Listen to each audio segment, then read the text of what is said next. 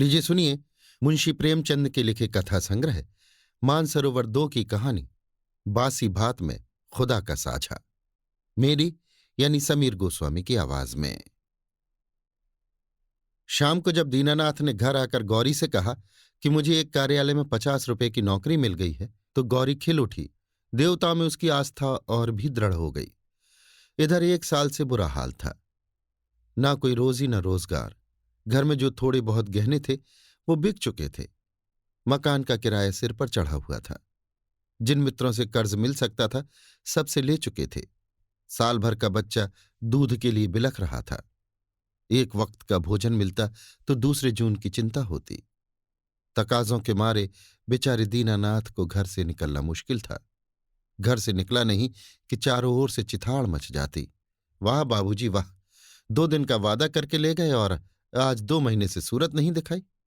भाई साहब, ये तो अच्छी बात नहीं। आपको अपनी जरूरत का ख्याल है, मगर दूसरों की जरूरत का जरा भी ख्याल नहीं। इसी से कहा है, दुश्मन को चाहे कर्ज दे दो, दोस्त को कभी न दो।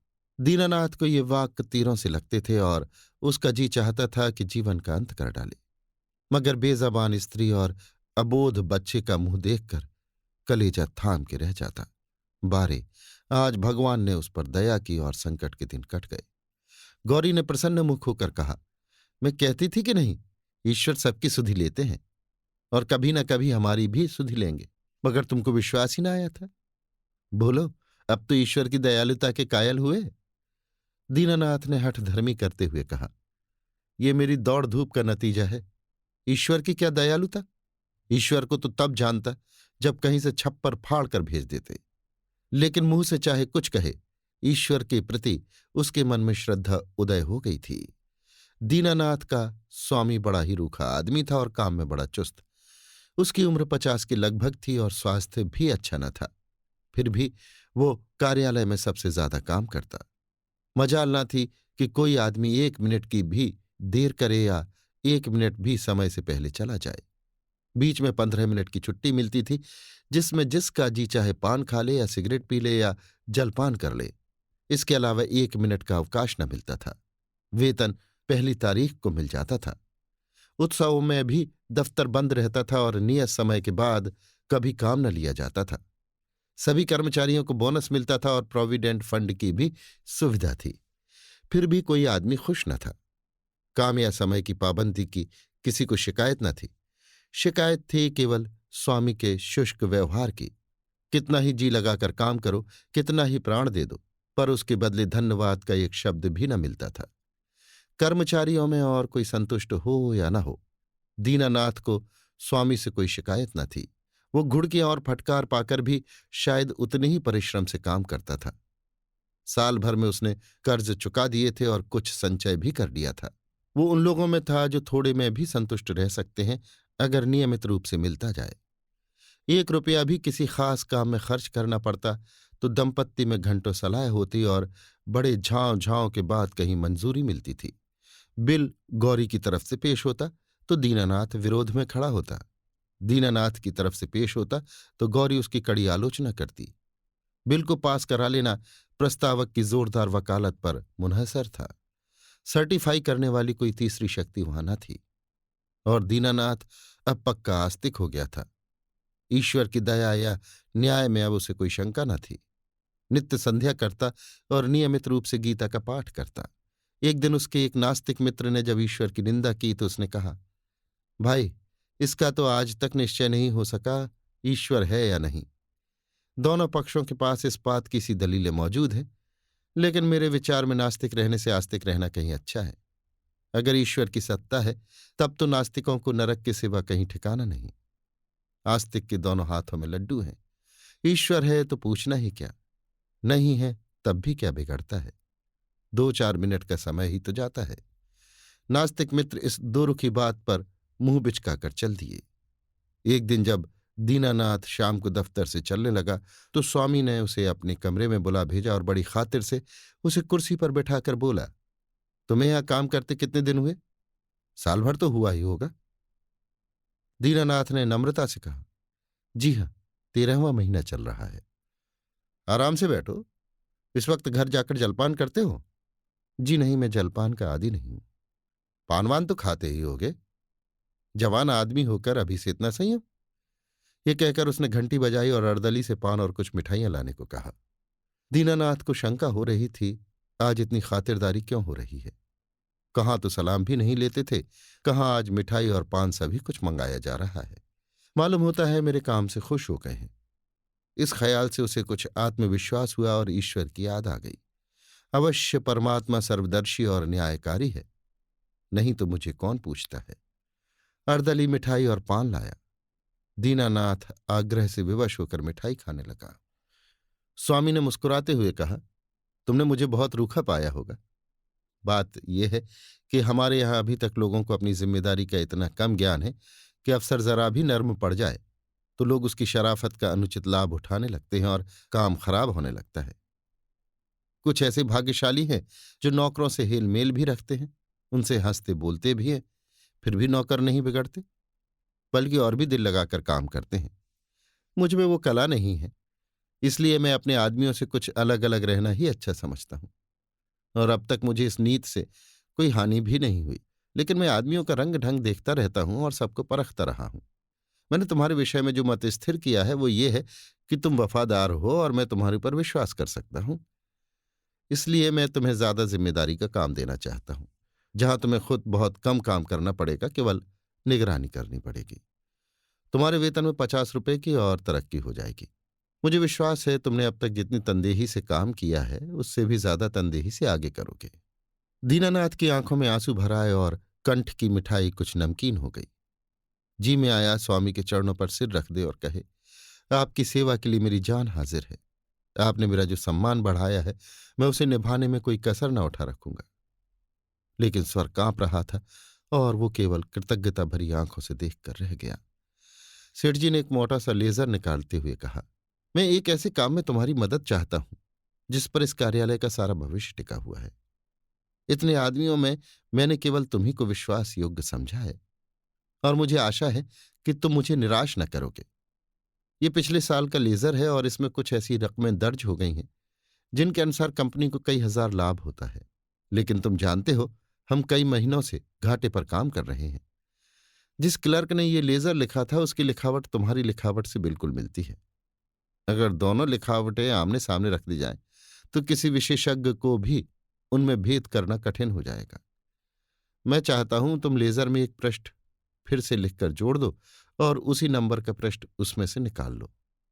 मैंने पृष्ठ का नंबर छपवा लिया है, एक दफ्तरी भी ठीक कर लिया है जो रात भर में लेजर की जिल्दबंदी कर देगा, किसी को पता तक न चलेगा।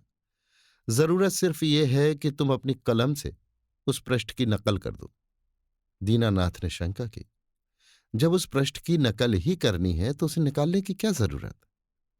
सेठ जी हंसे, तो क्या तुम समझते हो उस पृष्ठ की हूबहू नकल करनी होगी? मैं कुछ रकमों में परिवर्तन कर दूंगा। मैं तुम्हें विश्वास दिलाता हूं कि मैं केवल कार्यालय की भलाई के ख्याल से यह कार्रवाई कर रहा हूं। अगर ये रद्दोबदल न किया गया तो कार्यालय के 100 आदमियों की जीविका में बाधा पड़ जाएगी। इसमें कुछ सोच विचार करने की जरूरत ही नहीं, केवल आध घंटे का काम है। तुम बहुत तेज लिखते हो। कठिन समस्या थी। स्पष्ट था कि उससे जाल बनाने को कहा जा रहा है। उसके पास इस रहस्य का पता लगाने का कोई साधन न था कि सेठ जी जो कुछ कह रहे हैं वो स्वार्थवश होकर या कार्यालय की रक्षा के लिए। लेकिन किसी दशा में भी है ये जाल, घोर जाल। क्या वो अपनी आत्मा की हत्या करेगा? नहीं, किसी तरह नहीं। उसने डरते डरते कहा, मुझे आप क्षमा करें, मैं ये काम न कर सकूंगा।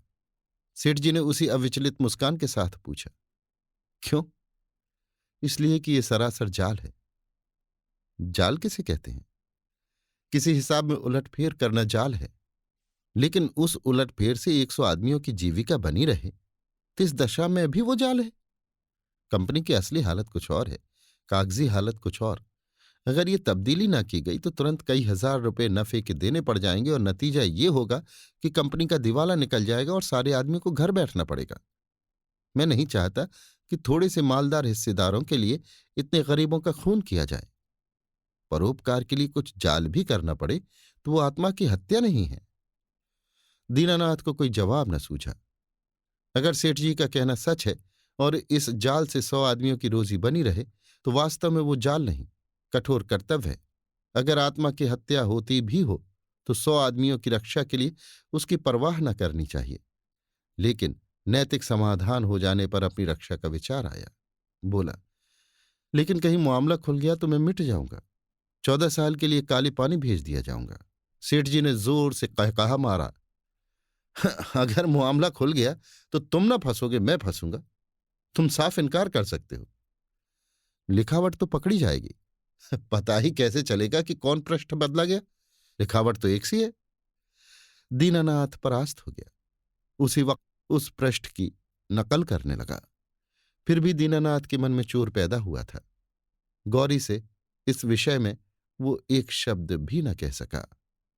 1 महीने के बाद उसकी तरक्की हुई। 100 रुपये मिलने लगे। 200 बोनस के भी मिले। ये सब कुछ था। घर में खुशहाली के चिन्ह नजर आने लगे। लेकिन दीनानाथ का अपराधी मन एक बोझ से दबा रहता था। जिन दलीलों से सेठ जी ने उसकी जुबान बंद कर दी थी, उन दलीलों से गौरी को संतुष्ट कर सकने का उसे विश्वास न था। उसकी ईश्वर निष्ठा उसे सदैव डराती रहती थी। इस अपराध का कोई भयंकर दंड अवश्य मिलेगा। किसी प्रायश्चित, किसी अनुष्ठान से उसे रोकना असंभव है। अभी न मिले, 1-2 साल न मिले, 10-5 साल न मिले, पर जितनी ही देर में मिलेगा उतना ही भयंकर होगा। मूलधन ब्याज के साथ बढ़ता जाएगा। वो अक्सर पछताता, मैं क्यों सेठ जी के प्रलोभन में आ गया। कार्यालय टूटता या रहता मेरी बला से, आदमियों की रोजी जाती या रहती मेरी बला से। मुझे तो ये प्राण पीड़ा न होती। लेकिन अब तो जो कुछ होना था हो चुका, और दंड अवश्य मिलेगा। इस शंका ने उसके जीवन का उत्साह, आनंद और माधुर्य सब कुछ हर लिया। मलेरिया फैला हुआ था। बच्चे को ज्वर आया। दीनानाथ के प्राण नहों में समा गए। दंड का विधान आ पहुंचा। कहाँ जाए, क्या करे, जैसे बुद्धि भ्रष्ट हो गई। गौरी ने कहा, जाकर कोई दवा लाओ या किसी डॉक्टर को दिखा दो। 3 दिन तो हो गए। दीनानाथ ने चिंतित मन से कहा, हाँ जाता हूं, लेकिन मुझे बड़ा भय लग रहा है। भय की कौन सी बात है? बेबात की बात मुंह से निकालते हो। आजकल किसे ज्वर नहीं आता? ईश्वर इतना निर्दयी क्यों है? ईश्वर निर्दयी है पापियों के लिए। हमने किसका क्या हर लिया है? ईश्वर पापियों को कभी क्षमा नहीं करता। पापियों को दंड न मिले तो संसार में अनर्थ हो जाए। लेकिन आदमी ऐसे काम भी तो करता है जो एक दृष्टि से पाप हो सकते हैं, दूसरी दृष्टि से पुण्य। मैं नहीं समझी। मान लो मेरे झूठ बोलने से किसी की जान बचती हो, तो क्या वो पाप है? मैं तो समझती हूं ऐसा झूठ पुण्य है। तो जिस पाप से मनुष्य का कल्याण हो वो पुण्य है। और क्या? दीनानाथ की अमंगल शंका थोड़ी देर के लिए दूर हो गई। डॉक्टर को बुला लाया। इलाज शुरू हो गया। बालक 1 सप्ताह में चंगा हो गया। मगर थोड़े दिन बाद वो खुद बीमार पड़ा। वो अवश्य ही ईश्वरीय दंड है और वो बच नहीं सकता। साधारण मलेरिया ज्वर था, पर दीनानाथ की दंड कल्पना ने उसे सन्निपात का रूप दे दिया। ज्वर में नशे की हालत की तरह यों भी कल्पना शक्ति तीव्र हो जाती है। पहले केवल मनोगत शंका थी, वो भीषण सत्य बन गई। कल्पना ने यमदूत रच डाले, उनके भाले और गदाएं रच डाली, नरक का अग्निकुंड दहका दिया। डॉक्टर की एक घूंट दवा 1000 मन की गदा की आवाज और आग के उबलते हुए समुद्र के दाह पर क्या असर करती? दीनानाथ मिथ्यावादी न था। पुराणों की रहस्यमय कल्पनाओं में उसे विश्वास न था। नहीं, वो बुद्धिवादी था। और ईश्वर में भी तभी उसे विश्वास आया जब उसकी तर्क बुद्धि कायल हो गई। लेकिन ईश्वर के साथ उसकी दया भी आई, उसका दंड भी आया। दया ने उसे रोजी दी, मान दिया। ईश्वर की दया न होती तो शायद वो भूखों मर जाता। लेकिन भूखों मरना अग्निकुंड में ढकेल दिए जाने से कहीं सरल था, खेल था। दंड भावना जन्म जन्मांतरों के संस्कार से ऐसी बद्धमूल हो गई थी, मानो उसकी बुद्धि का, उसकी आत्मा का एक अंग हो गई हो। उसका तर्कवाद और बुद्धिवाद इन मनवंतरों के जमे हुए संस्कार पर समुद्र की ऊंची लहरों की भांति आता था, पर एक क्षण में उन्हें जलमग्न करके फिर लौट जाता था और वो पर्वत ज्यों का त्यों अचल खड़ा रह जाता था। जिंदगी बाकी थी, बच गया। ताकत आते ही दफ्तर जाने लगा। एक दिन गौरी बोली, जिन दिनों तुम बीमार थे और एक दिन तुम्हारी हालत बहुत नाजुक हो गई थी, तो मैंने भगवान से कहा था कि ये अच्छे हो जाएंगे तो 50 ब्राह्मणों को भोजन कराऊंगी।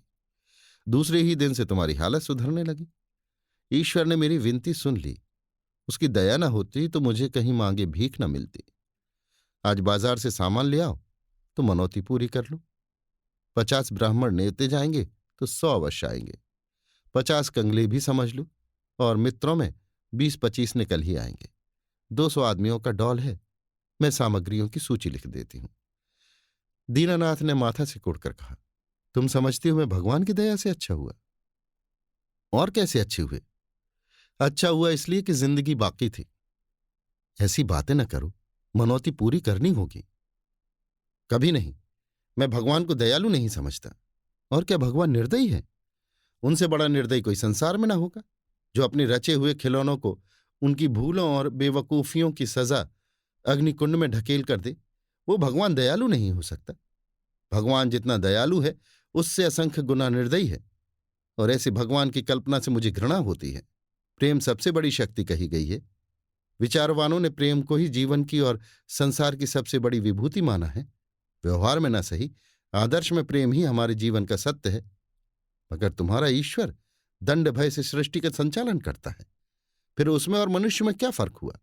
ऐसे ईश्वर की उपासना मैं नहीं करना चाहता, नहीं कर सकता। जो मोटे हैं उनके लिए ईश्वर दयालु होगा, क्योंकि वे दुनिया को लूटते हैं। हम जैसों को तो ईश्वर की दया कहीं नजर नहीं आती। हां, भय पग पग पर खड़ा घूरा करता है। ये मत करो नहीं तो ईश्वर दंड देगा, वो मत करो नहीं तो ईश्वर दंड देगा। प्रेम से शासन करना मानवता है, आतंक से शासन करना बर्बरता है। आतंकवादी ईश्वर से तो ईश्वर का ना रहना ही अच्छा है। उसे हृदय से निकालकर मैं उसकी दया और दंड दोनों से मुक्त हो जाना चाहता हूं। एक कठोर दंड बरसों के प्रेम को मिट्टी में मिला देता है। मैं तुम्हारे ऊपर बराबर जान देता रहता हूं, लेकिन किसी दिन डंडा लेकर पीट चलूं तो तुम मेरी सूरत न देखोगी। ऐसे आतंकमय दंडमय जीवन के लिए मैं ईश्वर का एहसान नहीं लेना चाहता। बासी भात में खुदा के साझे की जरूरत नहीं। अगर तुमने ओझ भोज पर जोर दिया तो मैं जहर खा लूंगा। गौरी उसके मुंह की ओर भयातुर नेत्रों से ताकती रह गई। अभी आप सुन रहे थे मुंशी प्रेमचंद के लिखे कथा संग्रह मानसरोवर 2 की कहानी बासी भात में खुदा का साझा, मेरी यानी समीर गोस्वामी की आवाज में।